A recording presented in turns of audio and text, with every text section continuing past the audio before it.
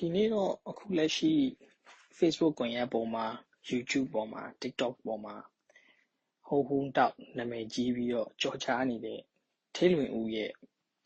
ကိုယ်ပိုင်ဘာသာပြန်အကြောင်းကိုကျွန်တော်မိတ်ဆက်သဘောလေးကျွန်တော်ရှင်းပြမယ်ပေါ့နော်ပြီးရင်ကျွန်တော်တို့ခံယူတဲ့ position တွေဘာကြောင့်အဲ့လို position ကိုခံယူလဲအထူးသဖြင့်ကျွန်တော်တို့ဦးတဲ့အနေနဲ့ဘယ်လို position ကိုခံယူလဲအဲ့လို position ကိုဘာကြောင့်ခံယူလဲဆိုတာလေးကိုလည်းကျွန်တော်ရှင်းပြမယ်နံပါတ်1အချက်ကဒီအစ္စလာမ်မှာဒီမွတ်စလင်အတိုင်းအဝိုင်းမှာဂိုင်းခွဲတွေရှိတယ်ကျွန်တော်ဒီမြန်မာပြည်မှာထေရဝါဒမဟာယာနကွဲတယ်လို့ဒါမှမဟုတ်ရင်ဒါလူသေးလူဖြစ်တို့ထေရဝါဒတို့ကြောက်သိမ်းမိုးတို့ကြောင်ပန်းတို့ကွဲတယ်လို့သူတို့မှလည်းသူတို့ဟာလည်းသူတို့အုပ်စုတွေကွဲနေတာရှိတယ်။မှာကဘာနဲ့ရှင်ပြီးပြောရင်သူထေရဝါဒမဟာယာနကွဲတယ်လို့ပေါ့ထေရဗုဒ္ဓဘာသာမှာမွတ်စလင်မှာလည်းသူဆွန်နီရှီအာအမဒီယာဆိုပြီးကွဲတယ်။ဆိုတော့ဂိုင်း၃ခုရှိတယ်ပေါ့။ဒါက like လူရဲ့အများဆုံးအနေနဲ့သတ်မှတ်လို့ရှိရင်အဲ့ထက်မှဒီဆွန်နီအုပ်စုနဲ့ຫນွယ်တဲ့အုပ်စုထဲမှာသူကဒီအီမိုင်း၄ပါးဒီအီမိုင်း၄ပါးပေါ်မူတည်ပြီးတော့ဘယ်သူနောက်လိုက်တယ်ဆိုတာပေါ်မူတည်ပြီးတော့မာလကီတို့ရှာဖီတို့ကွဲကြတယ်ဆိုအဲ့မှာပိုပြီးစိတ်ဝင်စားဖို့ကောင်းတာအဲ့အီမိုင်း၄ပါးလုံးကိုလက်ခံသည်လည်းမဟုတ်ဘူးလက်မခံသည်လည်းမဟုတ်ဘူးဆိုတဲ့အုပ်စုအီမိုင်း၄ပါးကိုကြော်လွန်ပြီးတော့ပေါ့နော်အရက်အခေါ်တော့လက်မခံဘူးလို့ခေါ်ကြတာပေါ့ဒါပေမဲ့တကယ်နဲ့scholarly လေ့လာတဲ့အခါမှာတော့သူကလက်မခံဘူးဆိုတာတဲ့အီမိုင်း၄ပါးကိုကြော်လွန်ပြီးတော့ပေါ့အဲ့လိုအုပ်စုကဒါဆလဖီလို့ခေါ်တယ်ပေါ့နော်ဒီဆလဖီကိုဖြစ်ပေါ်လာစေတဲ့ movement လို့ပြောရင်ဒါဝါဟာဘီနဲ့ကျွန်တော်တို့ကသွားပြီးထိတ်ဆက်မှာကိုရတယ်ဆိုဝါဟာဘီဆလဖီတိုင်းကဝါဟာဘီဖြစ်တယ်ဝါဟာဘီတိုင်းကတော့ဆလဖီမဖြစ်အဲ့တပေါ်မျိုးလည်းရှိတယ်ဆိုဒီဟာတွေကိုသိပြီးလို့ရှိရင်ကျွန်တော်တို့ကဘာကိုသွားသိဖို့လိုလဲဆိုတော့မြန်မာပြည်တွင်းဗုဒ္ဓဘာသာအနေနဲ့ပြန်ကြည့်ရင်တော့ဒီ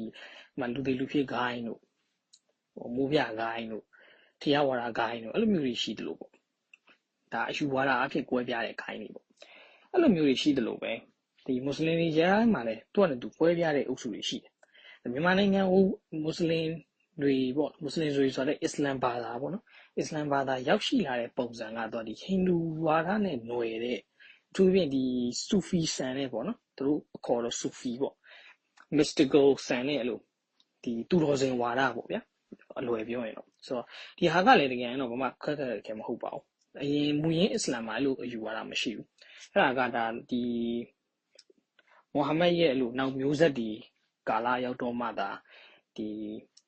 ရူမီတို့လိုပုံကိုယ်တွေအထူးသဖြင့်တော့ကြပြာဆရာပေါ့ဗျာပုံပွင့်နေပြောရင်တော့အမှန်တူမဟုတ်ပါဘူးကြပြာဆရာတွေပေါ့နော်ပါရှန်ကြပြာဆရာတွေအဲ့လိုမျိုးအတွေးခေါ်ပညာရှင်တွေဆန်ပုံကိုယ်တွေရှိဟိုရောက်တဲ့အခါတော့ဒီအစ္စလမ်ပုံစံနည်းနည်းလေးပြောင်းသွားတယ်ပေါ့ soft ဖြစ်သွားတယ် philosophical ဆန်လာတယ်တသနာဆန်လာတယ်ပြီးကြပြာဆန်လာတယ်ပေါ့နော်အဲ့လိုဟာနေပြီးတော့သူက Sufism ဆိုတာဖြစ်လာတယ်အဲ့ Sufism ကလည်းသူကဘယ်လိုမျိုးသွားလဲဆိုတော့ဒီနောက်ပိုင်းမှာတော့ဒီဟိန္ဒူຫນွယ်လာတာပေါ့အိန္ဒိယတိုက်ကိုရောက်တဲ့အခါမှာဆိုအဲ့ဒါကြောင့်ကျွန်တော်တို့ကအခုအဲ့ကနေမှကျွန်တော်မြန်မာနိုင်ငံကိုဝင်လာတယ်ပေါ့ဗျာအဲ့အုပ်စုကဒါဒီ Sufi ဆိုတာဟိုမြန်မာမှာတော့အဲ့ဒါကိုဘယ်လို appropriate လုပ်လိုက်လဲဆိုတော့ဘာသာရေးမှာအတွင်းကိုင်းနဲ့အပြင်ကိုင်းရှိတယ်ဆိုတဲ့ဂျင်းကိုထည့်လိုက်တယ်ဆိုတော့အတွင်းကိုင်းဆိုတာကဒါ Sufi တွေအပြင်ကိုင်းဆိုတာကဒါတာမန်ဟို Sunni တွေပေါ့ဒါပေမဲ့အဲ့ narrative ကတကယ်တမ်းပြောရင်တော့တော်တော်လေးကိုမှားယွင်းတဲ့ narrative လို့ပြောလို့ရတယ်ဒါပေမဲ့လည်းဒါကိုလက်ခံတဲ့အုပ်စုတွေလည်းရှိတယ်ဒါပြဿနာမဟုတ်ဘူးပေါ့နော်ဟိုကျွန်တော်တို့ကဟိုအပြင်ရှူထောင်းကနေပညာရှင်ဆန်တုံးတက်တဲ့သဘောမျိုးပဲသွားတာကောင်းတယ်အဲ့တော့ဒီဟာမျိုးကိုလက်ခံတယ်အတွင်းလိုင်းအပြင်လိုင်းဆိုတဲ့အုပ်စုကလည်းရှိတယ်အဲ့တော့လက်မခံဘူးဆိုတဲ့အုပ်စုကလည်းရှိတယ်ဆိုတော့ကျွန်တော်တို့ကအဓိကဘယ်လိုက်ဖို့ထက်အုပ်စုလေးကွဲနေတာလေးကိုသိဖို့ပဲလိုတယ်ဆိုတော့အဲ့ဒီတဲမှာမြန်မာရဲ့ဒီဆူဖီအုပ်စုထဲမှာတော်တော်များများသိကြမယ်ဆိုရင်ဒါသူတို့ကသူတို့ကာလီဖာလို့တုံးနဲ့ဟာဂျီဦးဝေးလွင်တို့အုပ်စုတွေရှိမယ်ပေါ့အဲ့ဒီအုပ်စုထဲမှာတော့ထပ်ပြီးတော့ကွဲကြတဲ့အုပ်စုတွေကဒါကိုရန်တီးတန့်ဝါဒဆိုတဲ့အုပ်စုတွေရှိတယ်အဲ့ဒါတော့ဟာဒီစ်ကိုလက်မခံဘူးဆိုတဲ့အုပ်စုအဲ့ဒီအုပ်စုတွေကနှောင်းပိုင်းမှာတော့59လမ်းအုပ်စုဆိုပြီးတော့နာမည်ကြီးတယ် အလွယ်ပြောရင်တော့ဗျာသူတို့နားလည်မှုပုံစံကို appropriate လုပ်လိုက်တယ်ပေါ့ဒါပေမဲ့သူတို့ရဲ့ပုံစံကဘယ်လိုဖြစ်သွားလဲဆိုတော့ဒီကိုရန်တီးတန့်ကိုပဲယူမယ်တခြားဒီဟာဒီတွေကိုမယူဘူးဆိုတဲ့ဟာမျိုးအဲ့ဒါကလည်းအတိတ်ပဲတော့သိမရှိဘူးလို့ပြောရလိမ့်မယ်အဲ့ဆိုဟာဒီမှာပါလို့ရှိရင်တမန်တော်ရဲ့ဘဝဆက်ကြောင်းမပြည့်စုံတော့အဲ့လိုမပြည့်စုံတော့တဲ့အခါပြဿနာရှိလာတာတွေအများကြီးပဲပြီးလို့ရှိရင်နောက်ဆုံးဒီမွတ်စလင်အားလုံးမိဘလောက်ကြတဲ့ဝတ်ပြုတဲ့ကိစ္စတွေလုပ်တဲ့အခါမှာဝူစုလုပ်ရတဲ့ကိစ္စမျိုးတွေမှာပြဿနာတော်တော်ကြီးကြီးမားမားရှိတယ်ပေါ့ဒါဟာဒီမှာပါပဲနဲ့ဝူစုကိုပြည့်စုံလုပ်လို့မရပြီးရင်စူတောင်းနောက်ဆုံးနမတ်ဖတ်တာတော့ပြည့်စုံလုပ်လို့မရဘူးလို့ပြောလို့ရမယ်သူတို့ကလည်းသူတို့တော့လုပ်ချတာပဲပေါ့ဆိုတော့ထားပါတော့ဆိုတော့ဒီအုပ်စုကိုတော့ဒီအထူးသဖြင့်ဒီဘာသာရေးပညာရဲ့ကိုကျွမ်းကျင်နားလေတဲ့လူတွေကြားမှာတော့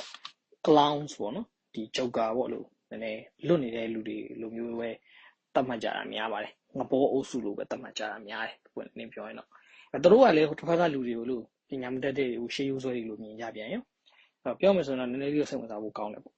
့ဒါပေမဲ့ဒါကလည်းသူတို့ရဲ့ဟိုဘယ်လိုပြောရမလဲပညာမတတ်မှုကြောင့်လို့ပြောရလိမ့်မယ်ဘာလို့လဲဆိုတော့ကျွန်တော်တို့ကဒီ scholastically ကျွန်တော်တို့လေ့လာတဲ့အခါကျွန်တော်တို့ကဒီစာအုပ်ကြီးကလက်ခံစရာမရှိဘူးလို့ပယ်ပြလိုက်တာမျိုးကပညာရှင်စံနဲ့လောက်ရတော့မဟုတ်ပညာရှင်ဆိုတဲ့ဟာကကျွန်တော်တို့ကသူ့သက်ဆိုင်ရာဘာသာရဲ့ linguistic နည်းနဲ့ဒီ hadith ရဲ့ integrity ကိုကျွန်တော်တို့မေးခွန်းထုတ်မှာလားဒါမှမဟုတ် historical narrative နဲ့ထုတ်မှာလား anthropology နည်းနဲ့ထုတ်မှာလားဒါမျိုးတွေကျွန်တော်တို့ကလေ့လာရင်ဒီ hadith ထဲမှာဘယ်နေရာနဲ့ဘယ်နေရာကြားမှာ linguistic ပုံစံမှာဘယ်ခေတ်ကသုံးခဲ့တဲ့ linguistic style ကိုဒီစာမျက်နှာမှာသုံးထားပြီးဘယ်ခေတ်မှာသုံးထားတဲ့ linguistic style ကိုဒီစာမျက်နှာမှာသုံးထားရဆိုတာမျိုးရှင်းပြီးတော့ကျွန်တော်တို့ကသူ့ရဲ့ integrity ကိုဖော်ထုတ်လို့ရတယ်ပြီးလို့ရှိရင်ဒီနောက်ဆုံးကိုရန်ရဲ့ integrity ကိုအစားကျွန်တော်တို့ကအဲ့ဒီလမ်းနဲ့ကျွန်တော်တို့ကဆွေးနွေးတိုင်ပင်လို့ရတယ်ဒါပေမဲ့59လမ်းအုပ်စုလို့အုပ်စုတွေကအဲ့လိုမဟုတ်သူတို့က hadith ကိုသာလက်မခံတာကိုရန်နဲ့ပတ်သက်ပြီးတော့ integrity ကိုလုံးဝမင်းကိုထုတ်တာမျိုးမရှိဘူးဆိုတော့ဒီကိုရန်ထဲမှာပျောက်နေတဲ့ arad တော်တွေဆိုတာဒီ scholastic ဖြစ်တဲ့ society တွေမှာလက်ခံထားတဲ့ narrative တစ်ခုရှိတယ်ဒီကိုရန်လေးထဲမှာတချို့ arad တော်တွေပျောက်နေတယ်အဲ့ဒါအရှိတရားပဲတချို့သော Islamic scholars တွေကအစားအဲ့ဒါကိုလူမသိသူမသိဝင်ခံထားရတဲ့ကိစ္စတွေအများကြီးရှိတယ်အဲ့တော့သူတို့ပြောနေတဲ့လုံးဝအပြောင်းလဲအပြင်စင်မရှိပါဘူးဆိုတဲ့ကိုရန်ကမှန်ပါတယ်ဆိုတာကြီးကလွဲနေတယ်ပေါ့နော်ဒါကတကယ်ပညာရှင်လောကမှာအဲ့တော့ဒီအပိုင်းမှာကျွန်တော်တို့က scholastic ဖြစ်တဲ့အုပ်စုနဲ့တော်တော်လေးသွားနှီးစက်တာဘယ်သူတွေလဲဆိုတော့ဒီ Wahhabi တွေ Salafi တွေကတော်တော်လေးသွားနှီးစက်တယ်ဘာလို့ဆိုတော့သူတို့ရဲ့ narrative ကရှင်းတယ်သူတို့လက်ခံယူထားတဲ့ပုံစံကသူကဒီအီမန်ကြီး၄ပါးကိုလည်းသူတို့ကလက်မခံဘူးမဟုတ်ဘူးလက်ခံတယ်လည်းမဟုတ်ဘူးအီမန်ကြီးပြောရင်လက်ခံတာလည်းမဟုတ်ဘူးအီမန်ကြီးပြောလို့လက်မခံဘူးကွာလို့လုပ်တာလည်းမဟုတ်ဘူးဒါအီမန်ကြီး၄ပါးကိုကြော်ပြီးတော့ပထမဆုံးကိုရန်နဲ့စစ်ဆေးမယ်ဆွန်နာနဲ့ကြိုက်မယ်အဲ့ဒါဟာဒီစ်နဲ့ကြိုက်မယ်ဆရာသမားတွေနဲ့သူတို့တိုင်မိမယ်ဆွေးနွေးမယ်စသဖြင့်သူတို့လုံနည်းလုံဟန်ကိုရန်နဲ့ဟာဒီစ်ကိုမူနေနဲ့ကြိုင်ပြီးတော့တွားတယ်အဲ့တော့အနည်းဆုံးတော့အဲ့ဒါကတော့ဒီနှစ်ခုကိုဒီကိုရန်နဲ့ဟာဒီစ်ကိုတကယ်အဲ့လို integrity ဖြစ်တဲ့ literature လို့ကျွန်တော်တို့ခံယူထားလို့ရှိရင်သူတို့ရဲ့ကိစ္စတစ်ခုစီတိုင်းကိုချင်းကပ်တဲ့ပုံစံကအနည်းဆုံးတော့ pseudo scholastic ဆန်တယ်ဆိုလိုတာကဗျာထားပါတော့ခင်ဗျာကျွန်တော်ဒါမှမဟုတ်တရယောက်ကကင်းမွန်စားခြင်းလည်းပဲထားဒါမှမဟုတ်ရင်လည်းကျွန်တော်တို့ပုံမှန်အားဖြင့်စားလေးမရှိတဲ့ပင်လယ်စာတစ်ခုစားကြည့်ခြင်းလည်းပေါ့ဆိုတော့အဲ့ဒါကပိုင်လားမပိုင်ဘူးလားပေါ့ဘာသာရေးရအဲ့တော့အဲ့ဒီဟာကိုကျွန်တော်တို့ဆွေးနွေးလို့ရှိရင်ပထမဦးဆုံးကျွန်တော်တို့စစ်ဆေးရမှာကဘာလဲဆိုတော့အနည်းဆက်ဆုံးကျွန်တော်ကအပေါ်ကနေအောက်ကိုဆင်းမလားအောက်ကနေအပေါ်တက်မလားနှစ်နည်းရှိတယ်ပေါ့ပထမတစ်နည်းကတော့ကိုယ့်ရဲ့ local imam တူကိုမေးမယ်ပြီးလို့ရှိရင်အဲ့ imam ကသူ့ရဲ့သက်ဆိုင်ရာအဖွဲ့အစည်းရဲ့ fatwa ကိုပြမယ်အဲ့ fatwa ကိုကျွန်တော်မေးခွန်းပြန်ထုတ်ရမယ်โอเคအဲ့ fatwa ကဘယ်ကလာလဲတော့ဘယ်ဟာကိုကိုးကားထားလဲအဲ့အကိုးကနေတစ်စင်းစင်းပြန်တက်လာတဲ့အခါနောက်ဆုံးကျွန်တော်တို့က hadith ကိုရောက်လာမယ်နောက်ဆုံးဒီ hadith ကနေကိုရန်ကိုရောက်လာမယ်ဒါမှမဟုတ်ကိုရန်မှာမရှိဘဲနဲ့ hadith မှာပဲပြောထားတဲ့ဥပမာလည်းဖြစ်ကောင်းဖြစ်နိုင်တယ်အဲ့ဆိုရင်တော့ဘယ် hadith မှာလဲကျွန်တော်တို့ sahih ဖြစ်တဲ့ hadith လားဒါမှမဟုတ်လို့ရှိရင် like သူ့ရဲ့ integrity က middle moderate လောက်ပဲရှိတဲ့ hadith လားစသဖြင့်ပေါ့ဒါမှမဟုတ်ရင် weak ဖြစ်တဲ့ hadith လားဒါမျိုးတွေကျွန်တော်တို့ရှင်းရတော့မယ်တချို့ကိစ္စတွေမှာဆိုရင်တော့ကျွန်တော် hadith တစ်ခုတည်းမှာပေါ်တာမဟုတ်ဘဲနဲ့ hadith ပေါင်းများစွာမှာလာပြီးတော့ထပ်တူကြနေတဲ့အဖြေတွေအများကြီးရှိတယ် တချို့ကိစ္စတွေဆို hadith ကိုကိုရန်မှာပေါ်ပါနေတာရှိတယ်ဆိုတော့ဒီ narrative ကကျွန်တော်တို့ကပြန်ကြည့်လို့ရှိရင်ဒါအောက်ကနေအပေါ်တက်တာပေါ့နော်သက်ဆိုင်ရာ local imam ကနေစားလိုက်တဲ့ဟာကသက်ဆိုင်ရာအဖွဲ့အစည်း ulama တွေသက်ဆိုင်ရာအဖွဲ့အစည်းတွေရဲ့ fatwa တွေအဲ့ဒီမှာတဖြည်းဖြည်းနဲ့ scholarly ဖြစ်တဲ့ literature တွေအဲ့ဒီမှာ hadith တွေကိုရန်တွေကိုရောက်တာဒါမှမဟုတ်လို့ကိုယ်တိုင်တစ်ခါတည်းတန်းပြီးတော့ကိုယ်တိုင်နဲ့ hadith မှာရှာမယ်ဆိုလဲရတာပဲအဲ့တော့ကိစ္စတစ်ခုစီတိုင်းကိုနားလည်ဖို့ကိုအဲ့စာမျက်နှာထောင်ပေါင်းများစွာကြာရှည်တဲ့စာရွက်ပေါင်းများစွာကိုဖတ်ပြီးမှသူကအဖြေတစ်ခုရောက်တဲ့နီလန်းကိုဒီဝဟာဘီတွေဆလဖီတွေကကျင့်သုံးတယ်ဒီမှာဒါအုပ်စုကကျွန်တော်ပြောတဲ့တင်းခွဲအုပ်စုပေါ့နော်ဆွန်နီတဲမှာတော်တော်လေးတင်းခွဲဖြစ်နေတဲ့အုပ်စုဒါပေမဲ့သူတို့ကို fundamentalist လို့ခေါ်တယ်ကျွန်တော်ပြောတာကိုရှင်းပါတယ်အရာတစ်ခုကိုသိဖို့ကိုတို့ကတော်တော်လေးကိုလေ့လာမှုပြုလုပ်ရပြီးတော့သူတို့ရဲ့လုံးဝအပြင်စင်မခံတဲ့မူနှစ်ခုကပါတယ်ဆိုကိုရန်နဲ့ဟာဒီစ်ပဲအဲ့နှစ်ခုတို့ကအပိုင်ကိုကင်ထားတာအဲ့နှစ်ခု integrity ကိုတို့လုံးဝမေးဖို့မထုတ်ဘူးသူတို့အုပ်စုနဲ့နည်းနည်းလေးကွက်ထွက်နေတဲ့အုပ်စုကဆွန်နီတွေထဲမှာဆိုလို့ရှိရင်ရှိတယ်ဆိုရင် sorry ရိုင်းပါပဲပုံမှန်လေးပြောတော့သူတို့နဲ့တိတ်တူတာတော့မဟုတ်ဘူးဒါပေမဲ့အရင်လည်းမကွဲဘူးပေါ့ဘာလို့လဲဆိုတော့သူတို့ဒီဆွန်နီထဲမှာရှိတဲ့ဂိုင်းလေးဂိုင်းမှာကျတော့အီမန်ကြီးလေးဦးနောက်ကိုလိုက်ကြတဲ့လူတွေတစ်ဖွဲ့စီကို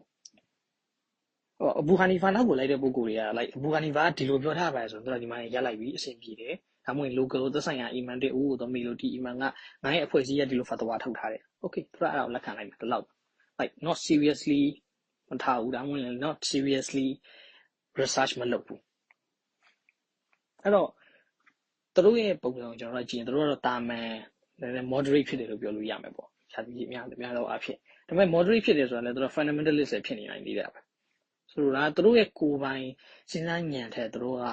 ဒီ scholar ဖြစ်တဲ့ literature တွေအဲ့လိုကျွန်တော်တို့ primary resource မဟုတ်တဲ့ secondary resource တွေကိုပို့ပြီးတော့မှီခိုတယ်ပေါ့ဗျာအဲ့လိုပြောရမှာပေါ့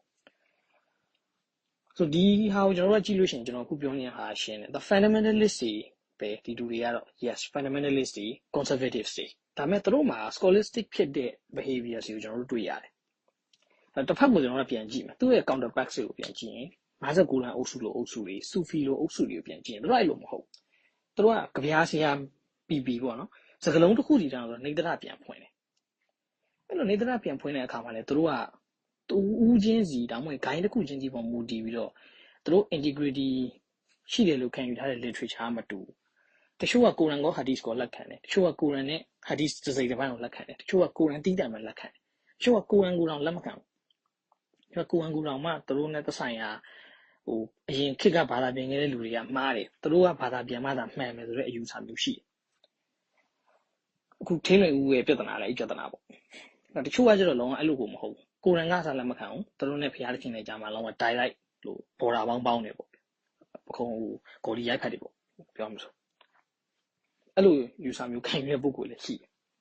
အဲ့တော့အဲ့ဒါတွေကတော်တော်လေးစိတ်ဝင်စားဖို့ကောင်းတယ်ပေါ့အဲ့အုပ်စုရဲ့ behavior ကိုကျွန်တော်တို့ပြန်ကြည့်ရင်ကျတော့သူတို့က scholastic မဖြစ်ဘူး investigative မဖြစ်ဘူးသူတို့ပုံစံကကျတော့ဘယ်လိုပြောရမလဲကျွန်တော်တို့ကဒီ projective ဖြစ်တယ် projective ဆိုတာဘာလဲဆိုတော့ကိုယ်အမြင်ကိုစာဖွဲ့ပြီးပြောတဲ့ပုံစံမျိုးကိုပိုရောက်တယ်အဲ့တော့ the Pedicat sit down လိုမျိုးမြန်မာတွေမှာဆို Pedicat sit down ဆိုတာမဟုတ်တော့ဥက္ကဋ္ဌတို့ဆို Pedicat sit down ဆိုပြီးတော့လုပ်တယ်ပါဠိ Pedicat ထဲမှာဒီ32ပုံနဲ့ပတ်သက်တာတွေရှေ့ဘဝနောက်ဘဝနဲ့ပတ်သက်တာတွေကိုနောက်ဆုံး meeting ရှို့ပြီးတော့မိဟုံးတောက်အောင်လုပ်တဲ့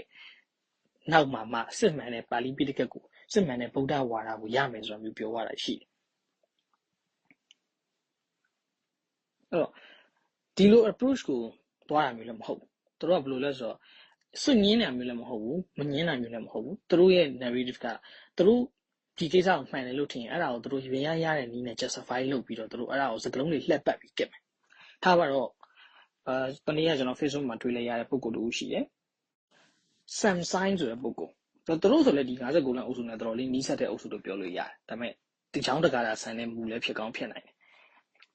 သူတို့သူ post တစ်ခုမှဆိုတော့ဗာပြောထားတယ်ဆိုတော့ထင်းလွင်ဦးနဲ့ပတ်သက်လို့သူနဲ့လည်းမသိပါဘူးပေါ့နော် Facebook မှာလည်းမကြည့်ဘူးဒါပေမဲ့ထင်းလွင်ဦးဟာမူရင်းဒီ Sunni အုပ်စုရဲ့ဒီ conservative ဖြစ်တဲ့ conformity ဖြစ်တဲ့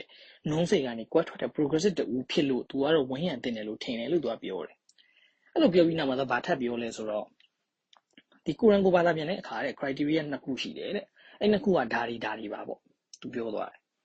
တခုကတော့ဒါကိုရန်နဲ့ထပ်တူဖြစ်အောင်ဘာသာပြန်ရမယ်ပညာပေါ့ဗျာအလားရဲ့မူတိုင်းပြန်ရမယ်ပေါ့ဒီနံပါတ်2ကကျတော့ခင်နဲ့ညီတဲ့မူကိုအလားလက်ခံတဲ့အတိုင်းပြန်ရမယ်အဲ့တော့ အဲ့မှာကျွန်တော်တို့ကတွေးကြရှိတာအလားလက်ခံမလက်မခံကျွန်တော်ဘယ်လိုသိလဲပေါ့နော်လာနဲ့သူနဲ့ကော်လီရိုက်ဖတ်လာပေါ့ဒါမှမဟုတ်အရက်တောက်ဖတ်လာပါလေကျွန်တော်အဲ့မေးဖို့မေးရမယ်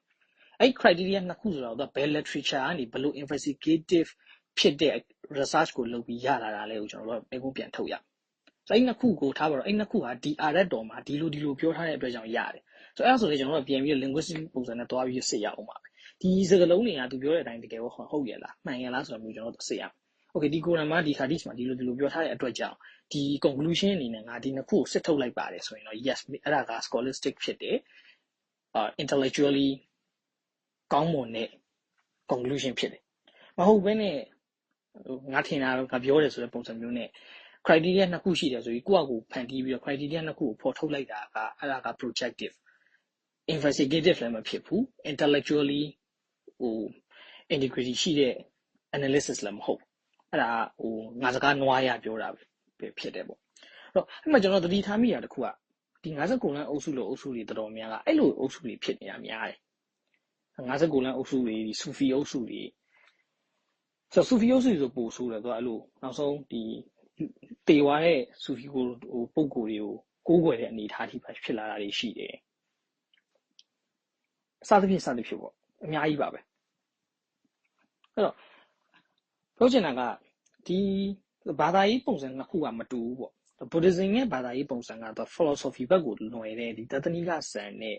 philosophy ဘက်ကိုရောက်တယ်Islam ကကျတော့အဲ့လိုမဟုတ်ဘူး Islam ကကျတော့သူက descriptive ဖြစ်တဲ့ဒီ orderly ပေါ့နော်ကျွန်တော်တို့က law and order ဆန်တဲ့ပုံစံမျိုးနဲ့ချင်းကပ်တယ်ဆိုတော့ Buddhism မှာကတော့ဘယ်လိုလဲဆိုတော့ဒီအနှစ်သာရသဘောတွေကိုလူတဦးချင်းစီကနားလည်မှုမတူဘူးအဲ့ဒါကဗုဒ္ဓရှိတဲ့ခေတ်ကလေးကကျွန်တော်တို့ကမြင်ရတယ်ဝိနည်းထိုပုဂ္ဂိုလ်နဲ့တုတ်တန်ထိုပုဂ္ဂိုလ်နဲ့ရန်ဖြစ်ကြတာတွေသဘောမတူဘူးကွဲပြားကြတာတွေ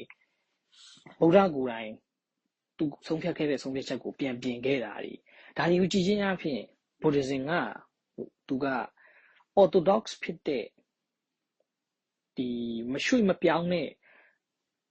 ဆန်တစ်ခုကိုကင်ထားတာမျိုးထက်သူဒသနိကဆန်နဲ့ approach ကိုကင်ဆောင်တဲ့ပုံစံမျိုးကိုသွားတယ်ဒါပေမဲ့ Islam နဲ့ပတ်သက်လို့ဒီ Abrahamic religion တွေပေါ့အထူးသဖြင့်တော့ Christianity Judaism Islam ဒီ UR တွေကိုကျွန်တော်ကကြည့်ရင်ကျွန်တော် law and order ကိုသွားတယ်ဥပမာဒီလုံးဝမှန်ကန်ပါတယ်လို့သူတို့ပြောတဲ့ကျမ်းစာရှိမယ်အဲ့ကျမ်းစာကိုယူလာတယ်ဒါမှမဟုတ်အဲ့ကျမ်းစာကိုမှန်ကန်ကန် interpret လုပ်ပေးပါတယ်ဆိုတော့ပုဂ္ဂိုလ်ရှိတယ်အဲ့ပုဂ္ဂိုလ်ပြောသမျှကိုပဲသူတို့ကအမှန်ထင်ပြီးတော့လက်ခံရတဲ့ဒီ personality cult ကို glorify လုပ်တာမျိုးပုံများတယ်ဆိုတော့ကဘာသာရေးသူတို့ဘာသာရေးရဲ့ nature က mental enslavement ပဲသူကငါပြောရရုံငါခိုင်းသလိုနေအချိန်တိုင်းမင်းတို့အတ္တကိုချိုးနှုံပြီးတော့ငါ့ကိုဥညွှတ်ရမယ်ဆိုတော့ဒါကသူတို့ရဲ့ goals ပဲဆိုတော့အဲ့ goals ကိုအနည်းဆက်ဆုံးသွားနိုင်တဲ့အုပ်စုကိုကျွန်တော်တို့ပြန်ရှာရင်အစ္စလာမ်မှာဆိုရင်ဒါဆလဖီအုပ်စုတွေဝါဟာဘီအုပ်စုတွေပြီးလို့ရှိရင်ဒါအီမန်အဘူဟာနီဖာတို့ဘာလို့နောက်ကိုလိုက်တဲ့ဒီ mainstream sunni တွေပေါ့နော်ဒီအုပ်စုတွေပေါ့ fundamentalist တွေလို့ကျွန်တော်တို့ပြောရင်ပုံမှန်လိုက်ဆို conservative ဖြစ်ချင်မှဖြစ်မယ် fundamentalist ဆိုဖြစ်တယ်ဆိုအဲ့မှာလည်းမတူဘူးဗျာ fundamentalist ဖြစ်တာနဲ့ conservative ဖြစ်တာနဲ့လူတွေကရောတယ် conservative တိုင်းက fundamentalist မဖြစ်ဘူး fundamentalist တိုင်းကလည်း conservative မဖြစ်ဘူးဆိုလိုတာကထားပါတော့ကျွန်တော်အဖေတလောကဆုံးသွားတယ်အဲ့ဒီမွတ်စလင်တင်းချိုင်းကိုအမျိုးသမီးတွေဝင်လို့မရဘူးဆိုတဲ့ norm ရှိတယ်ဒါက conservative norms ဒါပေမဲ့တကယ်တမ်း literature မှာကျွန်တော်က Salafi background ကလာခဲ့တဲ့ပုံကိုလို့ကျွန်တော်ကိုခံယူထားတယ်တကယ်လည်းဟုတ်တယ်ကျွန်တော်တို့ကာလ2013ဝန်းကျင်2012ဝန်းကျင်ကျွန်တော်အစ္စလာမ်တူလို့ကိုခံယူထားတဲ့ကာလမှာမြန်မာမှာဒီ Salafi ဆိုတော့တော်တော်လေးကိုရှားပါတယ်အဲ့ကာလမှာကျွန်တော်ဒီ Islamic Online University လို့ခေါ်တဲ့ဒီတက္ကသိုလ်မှာဒီ diploma in Islamic Studies ကိုကျွန်တော်တက်တယ်အဲ့ဒီတက္ကသိုလ်ကတော့ Salafi တက္ကသိုလ်ဖြစ်နေတဲ့အတွက်ကြောင့်ကျွန်တော်တို့ကိုရှင်းပြတယ်ဘယ် hadith တွေကဘယ်လိုပုံစံနဲ့ research လုပ်ထားလို့ strong ဖြစ်တယ်တချို့က moderate ဖြစ်တယ်တချို့က weak ဖြစ်တယ်အဲ့လိုမျိုးတွေကျွန်တော်တို့ကိုရှင်းပြရတယ် hadith ကိုဘယ်လိုခွဲရတယ် hadith အတုနဲ့အစစ်ကိုဘယ်လိုခွဲရတယ်ပြီးလို့ရှိရင်ဒီကိစ္စတစ်ခုကို analysis ဘယ်လိုလုပ်ပြီးတော့မှ conclusion တစ်ခုကိုချရတယ် fatwa ဆိုတာဘာစသဖြင့်ကိုရှင်းပြရတယ်အဲ့လိုရှင်းပြတဲ့အခါမှာကျွန်တော်မူရင်းကျွန်တော်ရဲ့မိသားစုရဲ့ background က59လမ်းအုပ်စုနဲ့တော်တော်လေးနီးစပ်တယ်ကျွန်တော်ငယ်ငယ်ကဆိုရင်ဒါအစ္စလာမ်သမားဗိမာန်တို့ဘာလို့မှကျွန်တော်တို့ကဟိုငယ်ငယ်ကဒီအခြေခံကျွန်တော်ငယ်ချင်းလိမ့်မှာတင်တဲ့လူမျိုးတော့တက်ပြီးတော့ကြီးလာတဲ့ပုံကိုလူတွေပေါ့ဗျအဲ့တော့ ကျွန်တော်အဖွားတို့ပါလို့ဆိုတာတင်ရင်ဒါရကာတို့ပါလို့အရင်ယုံကြည်တဲ့ပုံလူတွေလို့ပြောလို့ရတယ်ပေါ့အဲ့တော့ကျွန်တော်အဲ့နှုံးဆိုကျွန်တော်ကြော်ထွက်သွားတယ်အဲ့အချိန်မှာကျွန်တော်ဗာတိလာတယ်ဆိုတော့ဒီဟာဒီအကုန်လုံးကဒါဒီတကယ်ကိုရန်နဲ့ hard disk ကိုကျွန်တော်တို့ investigation တိတိကျကျလုပ်တဲ့အခါဒီယူဝါဒတွေကဒါ idolatry လို့ခေါ်တဲ့ဒီပုံကိုကိုယ်ွယ်ဝါဒဆန်ဆန်လာဖြစ်တယ်ဆိုတာမျိုးကျွန်တော်သိလာတဲ့အခါကျွန်တော်ကိုဘယ်လိုခံယူလာလဲဆိုတော့ဒီ Sufi ဆိုတဲ့အယူအဆကြီးရတာဂျင်းဆိုတာမျိုးကျွန်တော်ခံယူလာတဲ့အခါမှာကျွန်တော် Salafi ဘက်ကိုတော်တော်လေးယိမ်းလာတယ် Wahhabi ဘက်ကိုကျွန်တော် Salafi လို့တော့မပြောချင်ဘူး Wahhabi ဘက်ကိုကျွန်တော်ယိမ်းလာပေါ့ကျွန်တော်များသောအားဖြင့် Abu Hanifa တို့ဘာလို့လေ့လာတဲ့သဘောကျတယ်ဒါပေမဲ့သူတို့ကိုလည်းကျွန်တော်ကြော်ပြီးတော့သွားတယ်အဲ့တော့ကျွန်တော်ကို Salafi လို့ခံယူခဲ့တယ်ကပါအခုချိန်ကြီးလေကျွန်တော်ခံယူချက်ကျွန်တော်နားလည်မှုအရာကိုဘာသာမဲ့လို့ခံယူတယ်ဖျားခင်ရှိတာကိုလက်မခံဘူးမယုံကျွန်တော်ယုံစီလောက်တဲ့တက်တည်ကျွန်တော်မမြင်ဘူးသေးဘူးအဲ့တော့ကျွန်တော်မယုံအဲ့တော့ဒါပေမဲ့ကျွန်တော်က intellectually ဒီ scholastic ဖြစ်တဲ့ရှုထောင့်ကနေကျွန်တော်သုံးသပ်တာများတယ်အဲ့တော့ကျွန်တော်ဘယ်လိုသုံးသပ်လဲဆိုတော့ဒီ descriptive ဖြစ်တဲ့ဒီ59လမ်းအုပ်စုတွေ Sufi အုပ်စုတွေနဲ့ဒီ Salafi အုပ်စုတွေနဲ့ကိုရှင်တော့ Salafi အုပ်စုတွေကပို့ပြီးတော့ integrity ပို့ရှိတယ်ဥပမာကျွန်တော်တို့ခုပြမယ်ခုနကကျွန်တော်ပြောတဲ့ကိစ္စကျွန်တော်ရဲ့အမေကကျွန်တော်အဖေရဲ့တင်ချိုင်းအုပ်စုစီကိုတွားလှည့်လို့မရဘူးအဲ့လိုဆိုအမျိုးသမီးဖြစ်နေလို့အဲ့ norms ကဒါမြန်မာဆွန်နီတွေမှာရှိတဲ့ conservative norms ဒါပေမဲ့ကျွန်တော်တို့သက်ဆိုင်ရာ hadith တွေကိုကျွန်တော်ပြန်ရှာတဲ့အခါကျွန်တော်ဗာသွားတွေ့တယ်ဆိုတော့အဲ့အယူအဆဟာတကယ်တမ်းမှားတယ်မရှိဘူးတွားလို့ရတယ်တွားလို့မရဘူးမဟုတ်ဘူးတွားပြီးတော့ငိုလို့မျက်ရည်ကျခင်အဲ့ဒါharam ဖြစ်တယ်လို့ပြောတယ်ငရဲကြည့်တယ်လို့ပြောတယ်ကျွန်တော်ပြောချင်တာမြင်လားမသိအဲ့တော့တွားလို့ရတယ်ကိုတောင်ကိုယူနိုင်ရင်တွားလို့ရတယ်ဘာသာရေးအရာအဲ့တော့ fundamentalist တွေကအဲ့ဒီအချိန်မှာဘာလုပ်မလဲဆိုတော့ fundamentalist နာမည်အစ်စ်တွေကအဲ့ conservative နှုန်းကိုဖြိုမှာတို့ကအဲ့ကြောင့်ကျွန်တော်တို့မြန်မာမှာပေါ်လာတဲ့ဒီ Quran Sunnah Association တို့ဉာဏ်ရှင်များတို့အဲ့ page တွေက progressive အရန်ဖြစ်တယ်ဒါပေမဲ့သူတို့ progressive ဖြစ်ရှင်လို့ဖြစ်တာမဟုတ်ဘူးမြန်မာ society မြန်မာ Sunni society ရဲ့ conservative နှုန်းတွေကို fundamentalism ကဖြတ်နေတာဒါပေမဲ့သူတို့က progressive မဟုတ်ဘူးလုံးဝတော့မယုံနဲ့ဘာလို့လဲဆိုတော့သူတို့ကိုဒီ gender norms တွေနဲ့ပတ်သက်လို့မေးရတော့ဘာမှသူတို့ကအရန် patriarchy ဆန်လိုက်မယ်အရန် conservative ဖြစ်လိုက်မယ်ကျွန်တော်ပြောချင်တာမြင်လားမသိအဲ့တော့ conservative နဲ့ကျွန်တော်တို့ fundamentalism နဲ့မတူဘူးအဲ့ဒါကိုကျွန်တော်တို့နားလည်ဖို့လိုတယ်အဲ့တော့ခုနကဒီ Samsung ပြောသလိုမျိုးဒီ Sunni အုပ်စုက conservative ဖြစ်တိုင်း progressive ဖြစ်တဲ့အုပ်စုကိုလက်ခံပေးရမလားဆိုတဲ့မေးခွန်းအဲ့မှာကျွန်တော်တို့ကဘာဖြစ်သွားလဲဆိုတော့အဲ့ဟာကဘာသာရေးမူတစ်ခုလုံးကိုကျွန်တော်တို့မေးခွန်းပြန်ထုတ်ရတော့မှပုံစံဖြစ်သွားတယ်အဲ့ဒါကကျွန်တော်တို့ post modern ဘက်ကိုရောက်သွားပြီ philosophy နဲ့ပြောရင်ဒါပေမဲ့အဲ့ဒီအုပ်စုရဲ့ပြဿနာဒီ Samsung လို့အုပ်စု59လမ်းလို့အုပ်စုဒီထင်းလွင်ဦးလို့အုပ်စုသူတို့အုပ်စုရဲ့ပြဿနာပါလဲဆိုတော့မေးခွန်းကိုတို့က post modern ဆိုလဲ post modern ကြကြတကယ်အနှစ်သာရကြကြကိုမထုတ်နိုင်သူတို့က pseudo intellectual ပေါ့သူတို့ကဘယ်လိုပြောမလဲလဲတော့လဲတယ်တပတ်မပြည့်ဘူးဆိုရင်ညံရည်လို့ပြောရမှာပေါ့ဘယ်လိုလဲဆိုတော့ဒီ law တွေကိုတို့ကထုတ်တာလေအလားထုတ်တယ် yes အဲ့ law တွေကိုဘာမှပေးထားတယ် Quran နဲ့ Hadith မှာပေးထားတယ် okay Hadith ကိုလက်မခံဘူးထားလိုက်တော့ Quran မှာပေးထားတယ် yes okay အဲ့ Quran ကိုကတို့ဘယ်လိုဘာသာပြန်လဲအဲ့မှာကျွန်တော်တို့မြင်ဖို့နေအများကြီးပေါ်လာပြီအဲ့တော့တို့အများသောအဖြစ်သုံးတဲ့စကားလုံးရှိတယ် Quran ကိုနားလည်ဖို့အာရဗီနားလည်ရမယ်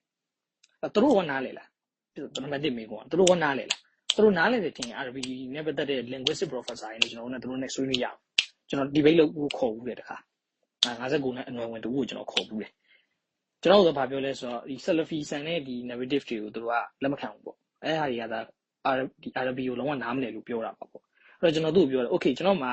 University of Baghdad ကနေဒီ PhD ကို Islamic Studies နဲ့ပြီးထားတဲ့ပြီးရင် linguistic ကို University of Oxford ကနေပြီးထားတဲ့ကျွန်တော်မိတ်ဆွေတူရှိတယ်ဘာသာရှိတယ်ဘာသာမဲ့ကျွန်တော်မပြောဘူးဘာသာရှိပါပဲ Salafi တူပဲဒါပေမဲ့ PhD ရထားတယ် linguistic မှာရှည်လေကျွမ်းတယ် Arabic နဲ့ပတ်သက်လို့ကျွန်တော်ပြောရ debate ခေါ်ပြီးမယ်လာခဲ့သူပြောသမျှ Arabic စကားလုံးတစ်လုံးစီတိုင်းကိုကျွန်တော်အဲ့လူနဲ့ linguistic နီးနဲ့ကျွန်တော်ရှင်းခိုင်းမယ်အဲ့လူလုံးဝပုံမလာတော့ဘာလို့လဲဆိုတော့သူတို့ကိုယ်တိုင်ကစကားလုံးကိုသူများရှုံးအောင်တာကိုရန်ကိုနားလည်ဖို့ Arabic နားလည်ဖို့လိုတယ်ဘာညာပြောတာသူတို့လည်းနားမလည်ဘူးဝင်ပြောရင်သူတို့ Arabic ပြောတာသူတို့ Urdu တောင်ကောင်းမကျွမ်းဘူးကျွန်တော်ပြောချင်တာမြင်လားမသိပြောမယ်ဆိုတော့ pseudo intellectual သူတို့ကသူတို့ကိုသူတို့စိတ်ကူးထဲမှာကြားတဲ့ကောင်လို့မြင်တယ်သူတို့အပြင်မှာကြောင်ဖြစ်နေတာအဲ့ကြောင့်အဲ့လူတွေအဲ့အုပ်စုတွေကိုတော်တော်များအောင်ကြည်လိုက်ကျွန်တော်တကယ် intellectual တွေမရှိဘူး pseudo intellectual တွေများတယ် သူတို့ထဲမှာ PhD ရတဲ့လူသက်ဆိုင်ရာ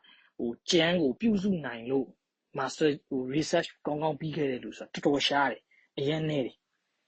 မြန်မာအုပ်စုထဲမှာဆိုတော့ရှိကုန်မရှိဘူးလို့ကျွန်တော်ပြောရမှာပဲဦးထေးလွင်အခုထေးလွင်ဦးဆိုရင်လည်းဒါ BA ပဲရထားတာသူဘာမှ MSc ပိုင်းမရှိဘူး MA လည်းမရှိဘူး PhD လည်းမရှိဘူးသူမှာ academic research ဆိုတာလုံးဝမရှိဘူးမဲ့သူကသူဘာပြောလဲ scholar of Buddhism တို့ scholar of Christianity တို့ scholar of Islam တို့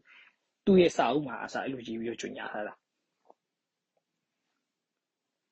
ကျွန်တော်ပြောချင်တာမြင်လားမသိဘူးသူတို့တော့ intellectual လို့ယူဆနေတယ်ဒါပေမဲ့သူတို့ရဲ့ background သူတို့ရဲ့ qualification သူတို့ရဲ့လောက်ဟန်ဒါတွေကိုကြည့်လို့ရှိရင်သူတို့ကပညာရှင်ကိုမဆန်နေဘူး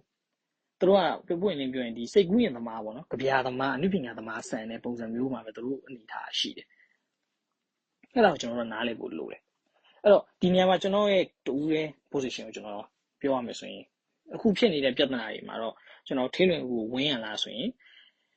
အခုထေးလွင်ကဖတ်တော်ထိထားတယ်သူ့ကိုကာဖဲဖတ်တော်ပေါ့နော်ဘယုံကြည်သူဖတ်တော်တွေ့ဖဲသူဖတ်တော်ပုံစံမျိုးပေးထားတယ်ဆွနီအုပ်စုရသူ့ရဲ့ကိုယ်အံကိုဒီဆွနီမွတ်စလင်တွေအနေနဲ့မဖတ်တင်ဘူးဆိုတော့မှတ်ချက်ကိုပေးထားတယ်ဆိုတော့အဲ့ဒါကိုကြည်ကျင်အဖြစ်ကျွန်တော်တော့အခုချိန်ထိပေါ့နော်အနည်းဆုံးထေးလွင်ဦးကိုထောင်ချတာမျိုးထေးလွင်ဦးထုတ်တဲ့စာအုပ်တွေကိုဖြန့်ချီလို့မရအောင်တရားဥပဒေပုံစံနဲ့အထက်ကနေအောက်ကိုဖိတယ်လို့မျိုးမဖိနှိပ်သေး၍ကျွန်တော်ထေးလွင်ဦးကိုလုံးဝမဝင်ရအောင်ထေးလွင်ဦးရဲ့ဒီကိုယ်တိုင်တစ်ခုလုံးကတော်တော်ကြီးကိုမှားရတယ်အများကြီးပါတယ်ဒီနေရာမှာမှားတယ်ဆိုတာကျွန်တော်ကဘာသာမဲတရားအနေနဲ့မယုံကြည်သူတူဦးအနေနဲ့ကိုကျွန်တော်ပြောချင်တာပြီးတော့ကိုယ်တိုင်းလည်း progressive ဖြစ်တဲ့လူတူဦးအနေနဲ့ကျွန်တော်ပြောချင်တာဒီနေရာမှာလည်းရှင်းတယ်ကျွန်တော်အများကြီးပြောသလိုပဲ Hitler ရဲ့ main camp ကို Universal Human Rights Manifesto ဆိုပြီးကျွန်တော်တို့ဘာသာပြန်လို့ interpret လုပ်ပြီးဘာသာပြန်လို့မရအောင်အဲ့ဒါကို progressive ဖြစ်တယ်လို့မဟုတ်အဲ့ဒါကို South Wall ဆန်တယ်လို့ခေါ်တယ်ကျွန်တော်ပြောချင်တာမြင်လားမသိဘူးအဲ့တော့ထားပါတော့ဥမာHitler ရဲ့ main camp ကြီးကိုပြောပြီးတော့ဂျူးတွေကိုဘယ်လိုချစ်ဖို့ဒီနေရာမှာပြောထားတာပါလို့ပြန်ရင်အဲ့လူကိုခင်ဗျားက progressive ဖြစ်ပါတယ်လို့ယုံကြည်မလားအဲ့လူကို South Wall လို့ယုံကြည်မလားဒီသဘောပဲထင်းလုံးဦးလုံနေတဲ့ပုံစံအဲ့သဘောဖြစ်နေတာပဲအဲ့တော့ကျွန်တော်တို့ကကိုရန်သူလို့သတ်မှတ်ထားတဲ့ဒီ fundamentalist တွေ conservatives တွေကိုကျွန်တော်တို့က respect ပေးရမယ်ကိုရန်သူကိုထိုက်တန်တဲ့ respect ပေးရမယ်အဲ့လိုပေးဖို့ကလည်းကိုရန်သူကိုနားလေတက်ကြွမှရစွန်စုရဲ့စေရေးချမ်းတို့ဘာလို့ဖတ်ဖူးတဲ့လူတွေလည်းရှိမှာပါဆိုကိုရန်သူကိုမှကိုမသိရင်အရှိတိုင်းမသိရလို့ရှိရင်အဲ့တိုက်ပွဲကနိုင်စရာကိုမရှိဘူးကိုရန်သူကိုအထင်သိရင်လည်းကိုရှုံးမယ်အထင်အရန်ကျင့်ရင်လည်းကိုရှုံးမယ်ကိုရန်သူကိုရန်သူအတိုင်းလေးသိဖို့လိုတယ်တချို့ကိစ္စတွေမှာတို့ကရန်သူဖြစ်ချင်မှလည်းဖြစ်လိမ့်မယ်အခုနကကျွန်တော်ပေးတဲ့ဥပမာလိုမျိုးပေါ့အမျိုးသမီးတွေဒီမွတ်စလင်တင်ချိုင်းကိုဝင်လို့ရဖို့ကိစ္စမှာဆိုရင်ကျွန်တော်ဆက်လက်ဗီဒီယိုဒီချိန်မှာကျွန်တော်ရန်သူလို့သတ်မှတ်ဖို့မလိုဝါဟာဗီဒီယိုရန်သူလို့သတ်မှတ်ဖို့မလိုဆိုတော့တို့ရဲ့ fundamentalist ပုံစံကဘာသာရေးရတာကိုလက်ခံပေးထားတယ်မင်းတို့စနီတွေဘာလို့လက်မခံတာလဲဆိုတဲ့ပုံစံမျိုးနဲ့တို့ကကက်မှာတို့က progressive ဖြစ်တဲ့ကာလဝင်းကျင်မှာဖြစ်သွားတယ်အဲ့ကာလအဲ့အပိုင်းခြားလေးမှာဒါမဲ့ထားပါတော့ LGBT rights ဆို human rights တို့နဲ့ပတ်သက်ပြီးပြောနေအဲ့ကောင်တွေကျွန်တော်တို့ရန်သူပြန်ဖြစ်သွားအဲ့အခြေအနေကိုကျွန်တော်ကအမှန်တိုင်းသိထားဖို့လိုတယ်လူတွေကအဲ့ဒါကိုမကွယ်ဘူး fundamentalist တိုင်းက conservative မဟုတ်ကျွန်တော်တို့ဥမာဗုဒ္ဓဘာသာမှာဆိုလဲအခုနောက်ပိုင်းဒီဗာလဲဝင်းကြီးနဲ့ပတ်သက်လို့နာမည်ကြီးနေတဲ့ဗာလဲဇာဘဒူလဲလင်္ကာရဆရာတော်တစ်ပါးတွေ့တယ်ကျွန်တော် Facebook မှာတွေ့နေရတယ်တခါတလေဆိုတော့သူဆိုရင်လဲ fundamentalist ပဲဝင်းကြီးအရင်လေးစားရဆိုရတာ fundamentalist ပဲသိချတယ်ဝင်းကြီးရဲ့သဘောကတော့ law and order ဆန်တဲ့ပုံစံမျိုးတွားတယ်ဒီနေရာမှာဒါလုပ်တင်နေတာမလုပ်တင်ဘူးဒါလုပ်ရင်ဘယ်အဘက်တင်မယ်ဘယ်အဘက်တင်လို့ရှိရင်ပါပြန်လုပ်ရမယ်သူ့ရဲ့ structure ကတော့ philosophy ဆန်နဲ့အဘိဓမ္မာဆန်နဲ့တုတ်တန်ဆန်တဲ့ပုံစံမဟုတ်အဲ့တော့ဝင်းကြီးအားကိုးတဲ့ပုံကိုယ်တိုင်းကဒါ fundamentalist ပဲအဲ့တော့ဒီပုံကိုယ်တွေကိုဒီ LGBT rights တို့ women rights တို့တွားမင်းခွင့်ပြုဖို့ပဲရှိတယ်အဲ့မှာပဲကျွန်တော်တို့ကဒီအခုကျွန်တော်တို့ကြုံနေရတဲ့political Buddhism ပေါ့နော်ဗုဒ္ဓဘာသာအဖြစ်ဖိနှိပ်တဲ့နှုံးဆိုကျွန်တော်ပြန်မြင်ရတာဒါပေမဲ့တချို့ကိစ္စတွေမှာ yes fundamentalist တွေက conservative တွေကိုပြန်ချီတာမျိုးဖြစ်နိုင်တယ်ဘာလို့လဲဆိုတော့လူထုကြားမှာကျွန်တော်တို့က popular ဖြစ်တဲ့ opinion တော်တော်များကအပေါ်ယံဆန်လာနေများတယ်အဲ့တော့ fundamentalist တွေကကျွန်တော်အပေါ်ယံကိုကြော်ဖြတ်ပြီးတော့သွားတဲ့အတွက်ကြောင့်တစ်ခါလေမှာ conservative နဲ့ fundamentalist တွေကကွဲထွက်သွားတာရှိတယ်ဥပမာတစ်ခုပြောလို့ရှိရင်ဒေဦးလေးတို့ပြီးရင်ဒေဦးဆရာတော်တို့ဒီလိုပုံကိုယ်တွေပြီးလို့ရှိရင်ခုနောက်ပိုင်းဒီဒေဦးတန်ခါကွန်ရက်ဘာလို့မှလောက်တဲ့ဟောတဲ့ဘုန်းကြီးတွေပါလေရှိပါတယ်ဒီဘုန်းကြီးတွေဟောတဲ့တရားတွေကိုနားထောင်ကြည့်လို့ရှိရင်ဗုဒ္ဓကကယ်တင်ရှင်မဟုတ်ဘူးသူကလမ်းပြသူတာဖြစ်တယ်ဆိုတော့ narrative ကိုတွင်ဟောတယ်ဗျဒါမျိုးကတီတီကူတို့လိုကရုံးနေရစာဟောပါတယ်ဒါပေမဲ့ပြဿနာပါလဲဆိုတော့ တကယ်လည်းအဲ့ဒါအမှန်မဟုတ်ကျွန်တော်ပါဠိပိဋကတ်ကိုပြန်ရှာလို့ရှိရင်ဗုဒ္ဓကသူကိုယ်တိုင်လူထုကိုကယ်ဖို့ဆိုတဲ့ narrative ကိုပြောခဲ့တဲ့တုတ်တွေကရိုက်တက်လို့မကုန်ဘူးလမ်းပြပြီးကယ်တာမဟုတ်တဲ့တကိုးရှင်ဆန်ဆန်ကယ်တဲ့တုတ်တွေလည်းအများကြီးပဲဆိုတော့အဲ့နေရာမှာတကယ်ဟို rational ကြကြဥပက္ခထတို့လိုမျိုးဒီပါဠိရဲ့ပုံစံကိုပါဠိပိဋကတ်စစ်တမ်းတွေကိုလုပ်ပြီးတော့ဒီစစ်တမ်းဒီနေရာကိုငါကိုယ်တိုင်အိန္ဒိယမှာတွားခဲ့တယ်ဒီကိုရောက်ဖို့တစ်နှစ်မလိုဘူး9နှစ်မလိုဘူးဘယ်နေရာလောက်လမ်းရှောင်ရောက်တာကိုဘာလို့ပိဋကတ်မှာအဲ့လောက်ကြာနေတာလဲဆိုတာမျိုးအဲ့နေရာကိုအဲ့ကာလခေတ်တုန်းကဘယ်နှနာရီနဲ့ရောက်သွားဖို့ဆိုတာမဖြစ်နိုင်ဘူးဆိုတာမျိုးကိုလက်တွေ့နည်းတော်၎င်း primary resource တော်၎င်း secondary resource တော်၎င်းသက်ဆိုင်ရာတိတ်ပဝိဇ္ဇာသဘောနဲ့တော်၎င်းလေ့လာတဲ့ပုံစံမျိုးနဲ့မဟုတ်ရင်ဒါက descriptive ဖြစ်တဲ့လို့စိတ်ကူးရင်စံတဲ့ပုံစံဖြစ်သွားမှာပဲအဲ့တော့အခုနောက်ပိုင်းအဖြစ်တဲ့ပုံကိုယ်ရဲ့ပြဿနာအဲ့ပြဿနာဒေဝလေးတို့ဒေဝတို့ရဲ့ပြဿနာလည်းအဲ့ဒါပဲ liberal ဆိုင်ခြင်းနဲ့သူတို့ကသူတို့ progressive ဖြစ်ပါတယ်လို့ပြောကြတယ်ဒါပေမဲ့ကန်ဆိုးကျင်တော့သူတို့ကလဲတော့လဲတယ်တပတ်မပြည့်ဘူးအဲ့လိုဖြစ်သွားတာအဲ့တော့ဘုရားကကင်းနေရှင်မဟုတ်ဘူးလမ်းပြသူတာဖြစ်တယ် no ပါဠိတော်ထဲမှာတုတ်တန်တွေထဲမှာတွားရှာကြည့်တကူထွားတဲ့ပုတ်တုတ်တန်တွေရှိတယ်အဲ့တုတ်တန်တွေကိုခုနဥပက္ခတို့လိုမျိုးမီးတင်ရှိုးပြီးတော့မီးဟုံးတောင်မီးတင်ရှိုးပြီးတော့ပယ်မလားမဟုတ်ဘူးဆိုရင်အဲ့ဒါ contradictory ဖြစ်တော့မှာပဲဒါ contrarian ဆန်တဲ့ analysis ကိုရောက်သွားမှာပဲပြောချင်တာကအခုထိလွင်ဦးပြဿနာလည်းအဲ့လိုကျွန်တော်ရဲ့ podcast မှာနားထောင်နေတဲ့ဒီ Muslim မဟုတ်တဲ့ပုဂ္ဂလူတွေဗုဒ္ဓဘာသာ background ကလူတွေပါနားလည်အောင်ကျွန်တော်ရှင်းပြပေးတာပေါ့အဲ့တော့အခုထိလွင်ဦးဖြစ်တဲ့ပြဿနာလည်းအဲ့လိုပဲဒါတချို့နေရာတွေမှာသူကဒီနတ်ဒီဝါတွေဆိုတာမရှိဘူးဆိုတာမျိုးပြောတယ်တကူမရှိဘူးလို့ပြောတယ်တချို့နေရာတွေမှာကျွန်တော်သူကိုယ်တိုင်ပဲအဲ့စကားလုံးကိုပြန်သုံးထားရတာရှိတယ်တချို့နေရာတွေမှာဒီသာသနာဆန်ဆန်ပုံစံမျိုးဖွဲ့ပြီးတော့တချို့နေရာတွေမှာGoogle Translate တာအနေထားမျိုးသူဖွဲ့ထားတာရှိတယ်ပြောမှဆိုရင်တော်တော်လေးကိုလွဲနေတဲ့အချက်တွေအများကြီးပဲဥပမာကျွန်တော်တို့ဘာကိုတွက်ကြည့်လို့ရလဲဆိုရင်တချို့ဟာတွေဆိုရင်အာရဗီကနေဘာသာပြန်တာမဟုတ်ဘဲနဲ့ English ကနေဘာသာပြန်တဲ့သဘောမျိုးရှိတယ်အဲ့တော့ okay ဒီနေရာမှာလည်းကျွန်တော်ပြောချင်တာရှင်းတယ်လေအာရဗီလိုဘာသာပြန်လဲဆိုတာသိကြရင် debate ခေါ်လိုက်အာရဗီလိုအဲ့ဒီထားမှာသူ့ရဲ့အာရဗီအစဉ်တန်းဘယ်လောက်ရှိလဲဆိုတာကိုအဲ့ debate မှာတစ်ခါလဲ live ဖြစ်ပြီးတော့ကျွန်တော်တို့ရှင်းလိုက်အဲ့ဆိုဒီကိုရန်ကိုသူအာရဗီကနေမြန်မာဘာသာပြန်လောက်တဲ့အစဉ်တန်းသူ့မှာရှိလားဆိုတော့ကျွန်တော်တို့တိုက်ရိုက်မြင်ရလိမ့်မယ်တိုက်ရိုက်သိရလိမ့်မယ်အဲ့လိုမဟုတ်ဘဲနဲ့စာလိုမျိုးလောက်တာကတော့ yes AI နဲ့သုံးလို့ရတယ်ဒီခေတ်မှာဘာမှအခက်အခဲမရှိဘူး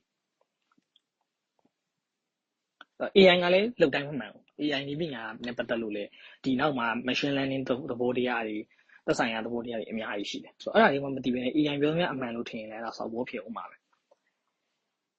ဲပြောချင်တာကျွန်တော်ပြောချင်တာမြင်မယ်ထင်တယ်အဲ့တော့ကျွန်တော်တူရဲ့ position ရတော့ထင်းလွင်ဦးကိုအတင်းအဓမ္မထောင်ချတာမျိုးဒါမှမဟုတ်လို့ရှိရင်ထင်းလွင်ဦးရဲ့ဘာသာပြန်စာအုပ်တွေကိုမြန်မာနိုင်ငံမှာဖြန့်ဝေရင်ထောင်ချမယ်ဆိုတာမျိုးအနေအထားအထိမရောက်သေးသေး၍ကျွန်တော်ထင်းလွင်ဦးကိုလုံးဝလက်မခံလုံးဝမထောက်ခံဘူးမဝင်ရဘူးသူ့ထက်ဆိုင် Salafi တွေ Sufi တွေက sorry Salafi တွေ Wahhabi တွေကပို့ပြီးတော့ reasonable ဖြစ်တယ်အနည်းဆုံးတော့ pseudo intellectual ဖြစ်နေခဲ့ရင်တောင်မှသူတို့ရဲ့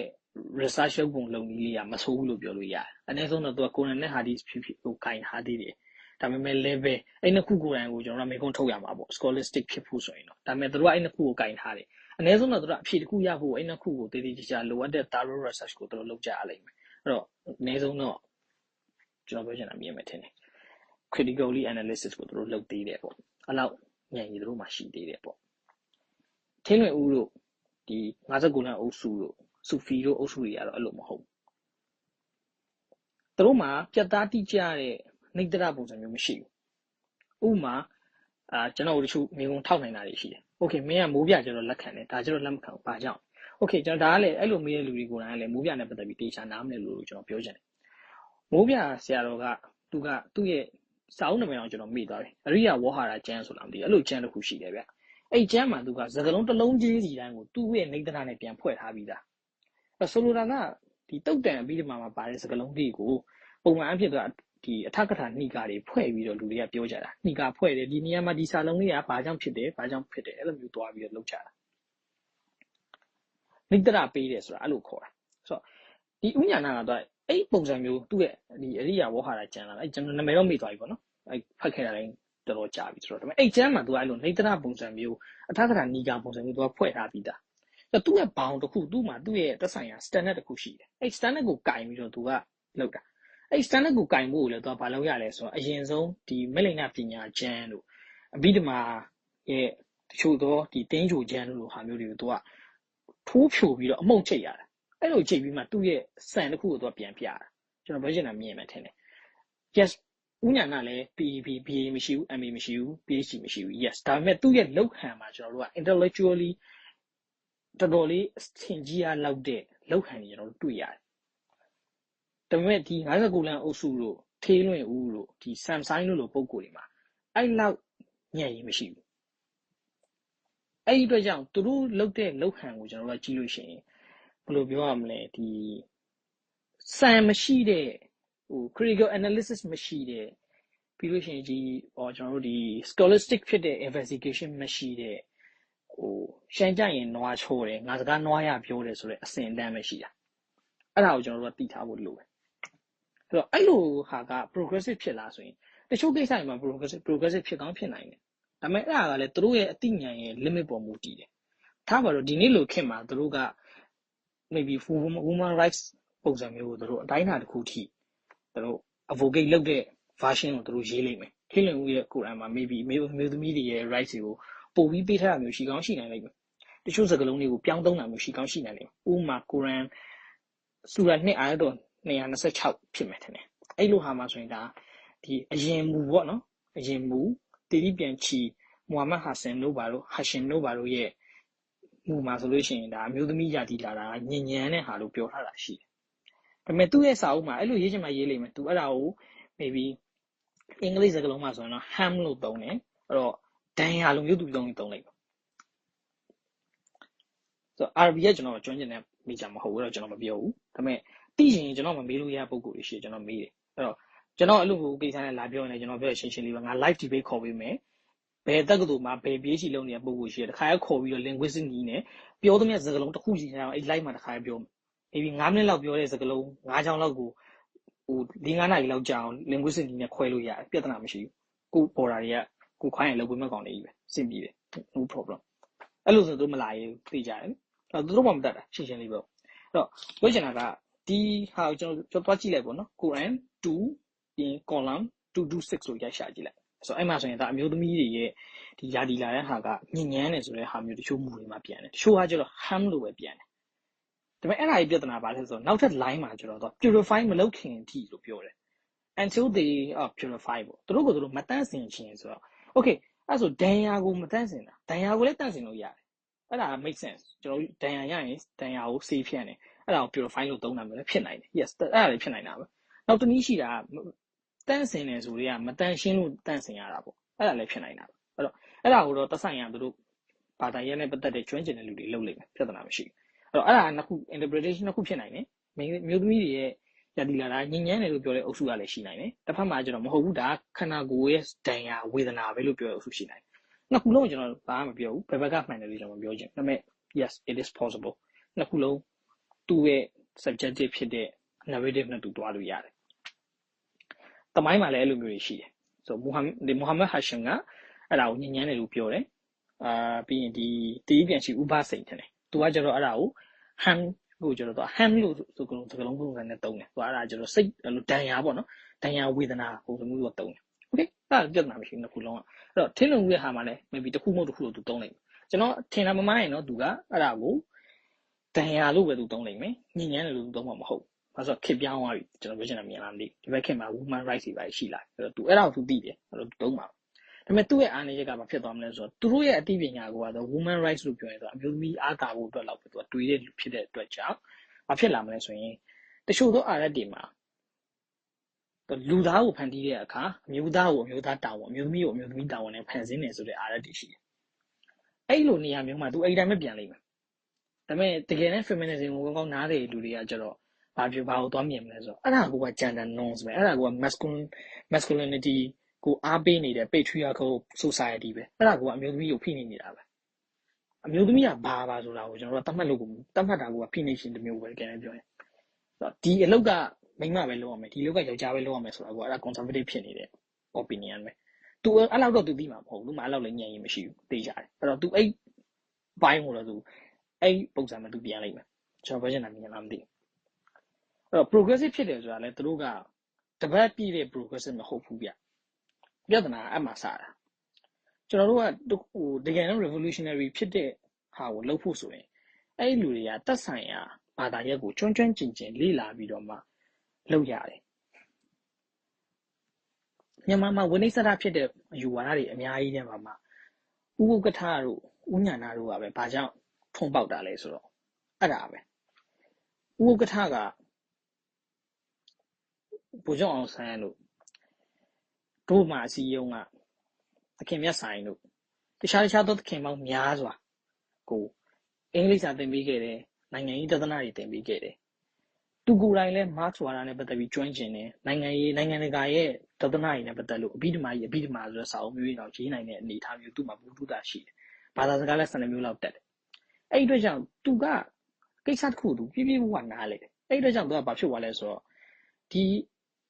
အယူအဆတစ်ခုကိုသူချင်းကပ်တဲ့အခါအဲ့ဒီအယူအဆရဲ့ root cause ကိုကင်ပြီးတော့ဆွဲနှုတ်တဲ့အကျင့်ကသူ့မှာပါသွားတယ်ဆိုတော့သူ့ရဲ့အသိပညာကြီးမားတဲ့အတွက်ကြောင့်အဲ့လိုမဟုတ်ဘဲနဲ့အခုထင်းလွင်ဦးရဲ့ပြဿနာဆိုတော့အဲ့လိုမဟုတ်ဘူးသူတို့ကအကိုင်းတွေကိုညှက်တဲ့ပြဿနာဖြစ်နေတာသူတို့ရဲ့အသိပညာနှိမ်ပါတဲ့အခါမှာသူတို့ကအပေါ်ကအရွက်တွေကိုလောက်လိုက်ညှက်ပြီးတော့အဲ့ကဲအနှစ်ကိုမကင်နိုင်ဘူးအဲ့တော့ progressive yes maybe အဲ့လို liberal ဆန်နဲ့ like စိတ်ကူးရင်ဆန်နဲ့အပေါ်ယံဆန်တဲ့ progressive အယောင်ဆောင်တော့ဖြစ်ကောင်းဖြစ်နိုင်တယ်ကျွန်တော်ပြောချင်တာမြင်လားမသိဘူးအနောက်က mass movement ပါမလားဘူးအနောက်ကလူထုတူတော့လိုက်မလာဘူးအနောက်ကကျွန်တော်တို့လိုဥမာကျွန်တော်တို့ဆိုစံကိုကြည့်ပြီးတော့ဝင်းရံတက်တဲ့လူကျွန်တော်တို့လူတွေကအဲ့ဒါမဝင်းရံခြင်းဘူးကျွန်တော်ပွင့်နေပြောဒီဟာနဲ့ပတ်သက်ပြီးတော့ကျွန်တော်သူတို့အုပ်စုတွေကိုကျွန်တော်ဝင်းရံခြင်းလားဆိုရင် yes အပေါ်ရံကြည့်ပြီးပြောရင်တော့ကျွန်တော် standard ရသူတို့ဝင်းရံတင်တယ်လို့လူအများကတွေးလိမ့်မယ်ကျွန်တော်ဝင်းမရံဘူးဘာလို့လဲဆိုတော့ကျွန်တော်ခုပြောနေသလိုပဲသူတို့ရဲ့ progressivism ကတပတ်မပြည့်တဲ့ progressivism အဲ့ဒါကဘယ်တော့မှ protected မဖြစ်ဘူးဘယ်တော့မှ mass movement မလုပ်နိုင်ဘူးအဲ့ဒါကိုကျွန်တော်ကောင်းသိတယ်တစ်ဖက်မှာကျွန်တော်တို့ပြန်ကြည့်ရင်ဥက္ကဋ္ဌတို့ဥညာဏတို့ရဲ့အယူဆကိုကြည့်လိုက်ကျွန်တော်တလောကဟိုပြောသလိုပဲဥညာဏက1990ကျော်1960ကျော်မှာလေးကပြောခဲ့တဲ့အယူအဆတွေကဒီနေ့ခေတ်ဒီသူအသုံးဝင်တယ်တလောကကျွန်တော်သူ့ကိုကျွန်တော် LGBT နဲ့ဒီရဟန်းဖြစ်ဖို့ကိစ္စအကြောင်းကျွန်တော်သူ့ကိုမေးတယ်ပုံမှန်အစဉ်တန်းprogressive ဖြစ်တဲ့ပုံမှန်လောက် progressive ဖြစ်တဲ့လူဆိုရင်ဒီညမှာတက်လေပြီအဲ့ဒါတိုင်ပတ်ပြီထူးထင်းထားပါတော့အခုလူတွေတော်တော်များ hype ပြီးလုပ်နေကြတဲ့အရှင်ဘာလို့လဲဒီဝင်းကြီးဆရာတော့သူတို့တော့မင်းမှာတက်လေပြီသူတို့တွေဝင်းကြီးတွေကင်ပြီးတော့အမျိုးသမီးတွေကိုဖိနေတဲ့ကိစ္စတွေသူတို့လက်တော့ပြောတော့မယ်ဂရုတန်8ပါးတို့ဘာလို့ရှောက်ပြောတော့မယ်ဗျ8ပါးလားဘာလားတော့မမှတ်မိတော့ပါဘူးဒါပေမဲ့လည်းထားပါတော့ဂရုတန်ဘာညာကွိကွာနဲ့သူတို့ပြောတော့မှာပေါ့နော်အမျိုးသမီးတွေကိုဖိနေတဲ့ပုံစံသူတို့ပြောတော့ဥညာဏအဲ့လိုမပြောသူကရှင်းတယ်ယဟန်အကျင့်ကိုကျင့်တဲ့လူကဘာလိမ်ပဲဖြစ်ဖြစ်ယဟန်ပဲအဲ့အလုံးကအနှစ်ပဲလေယဟန်ရဲ့အဓိပ္ပာယ်ကပါတယ်ကျွန်တော်တို့ကိလေသာနည်းအောင်ဒလူအရာဒီအကျိုးရှိအောင်အဲ့ပြီးရင်အဲ့အကျိုးတွေကိုပြန်ပွားအောင်ဗုဒ္ဓရဲ့တသနာကိုလူတွေသိအောင်လုပ်ပေးရတဲ့လူဒန်းစားပဲအဲ့လူဒန်းစားရဲ့တောင်းဝန်ကိုလုပ်နေရင်ဘယ်ဂျန်ဒါကလာဘယ်လိန်ခံယူမှုပဲဖြစ်ဖြစ်ယဟန်ပဲပြောလိုက်ရှင်းတာပဲအဲ့ဒါကသူ့ကိုကျွန်တော်တို့ဒီဘက်ခေတ်ဒီဂျူဒစ်ဘတ်လာတို့ဘာလို့ရဲ့ဂျန်ဒါတွေဘာကြီးအကြောင်းသွားမဲ့သူပြီးမှာမဟုတ်ဘူးလေသူ့အရွယ်ကြီးနေဗျာဒီ2010လောက်ကမှထွက်တဲ့စာအုပ်တွေသူအင်္ဂလိပ်စာအုပ်တွေသူဖတ်ရှင်မှလည်းဖတ်နိုင်တော့မယ်သူဖတ်ရှင်မှလည်းဖတ်လိမ့်မယ်သူအင်္ဂလိပ်စာဘယ်လောက်ကောင်းလဲကျွန်တော်မသိကောင်းနိုင်တယ်တေချာသူအိတ်စာအုပ်တွေမဖတ်ဘူးလေကြားတယ်ဒါပေမဲ့အိတ်စာအုပ်တွေထက်ကြော်လွန်တဲ့အသိပညာသူ့မှာရှိတယ်ဘာလဲဆိုတော့သူပြောလိုက်တဲ့စကားရှင်းလေးပဲဒီယဟန်ရဲ့အကျင့်ကိုကျင့်ရင်ဘယ်ဂျန်ဒါကလာအဲ့ဒါယဟန်ပဲရှင်းလေးပဲဒီအဝတ်ကအရေးမကြီးဘူးတင်ရက်ကအရေးမကြီးဘူးရှင်းတယ်ဆိုအဲ့လိုအနေအထားမျိုးကိုဒီ59လမ်းအုပ်စုထင်းလွင်ဦးတို့လိုအုပ်စုတွေကနောက်10သက်ရောက်ဖို့မသေးကြဘူးသူတို့ရဲ့အသိပညာဉာဏ်ကြီးတော်တော်လေးကိုနှိမ့်နေသေးတယ်အဲ့ဒါကိုလူတွေကျွန်တော်တို့တတိထားမိဖို့လိုတယ်ကျွန်တော်ကကိစ္စတစ်ခုကိုဝင်းရံနေဆိုတဲ့အခါမှာကျွန်တော်ကနောက်ကနေဒီဖះပြောသလိုပြောရင်ပေါ့နော်ဗုဒ္ဓပြောသလိုပြောရင်ပေါ့နော်ဒီခဲနောက်ကိုလိုက်တဲ့ခွေးဖြစ်လို့မရဘူးခဲလာရမြားလာရကိုလိုက်တဲ့ချင်းသေးဖြစ်အောင်လုပ်မှရမှာအသိပညာကိုကျွန်တော်ကောင်းကောင်းလေးတွေးထားမှဒီ progressive ဖြစ်တယ်လို့ပြောနေတဲ့ movement ဟာတကယ်ရော progressive ဖြစ်ရဲ့လားဆိုတဲ့ analysis ကိုကျွန်တော်တို့ကောင်းကောင်းနဲ့မှန်မှန်ကန်ကန်လုပ်နိုင်လိမ့်မယ်အဲ့တော့မှသာကျွန်တော်တို့ကတင့်နဲ့ လျှောက်ပတ်တဲ့ရေရှည်အတွက်အကျိုးများတဲ့ social movement တစ်ခုကိုကျွန်တော်တို့ဖန်တီးဖို့အတွက်အစပြုဖို့ရလိမ့်မယ်ဘာသာရေးကံကဏကွဲခြင်းတိုင်းကကျွန်တော်တို့ဝန်းရံပေါ်မှာထိုက်တန်ဘူးအဲ့ဘာသာရေးကံကဏကွဲမှုကနေမှကျွန်တော်တို့လူ social justice တွေ universal human rights တွေလူအဖွဲ့အစည်းတယောက်နဲ့တယောက်ကြားမှာငြိမ်းချမ်းမှုချစ်ချင်းမေတ္တာတွေးစည်းညီညွတ်မှုဒါတွေကိုဖော်ပြနိုင်တဲ့လူလွတ်လပ်ခွင့်လူကုန်ကြီးဒါတွေကိုအားပေးနိုင်တဲ့စံတွေကို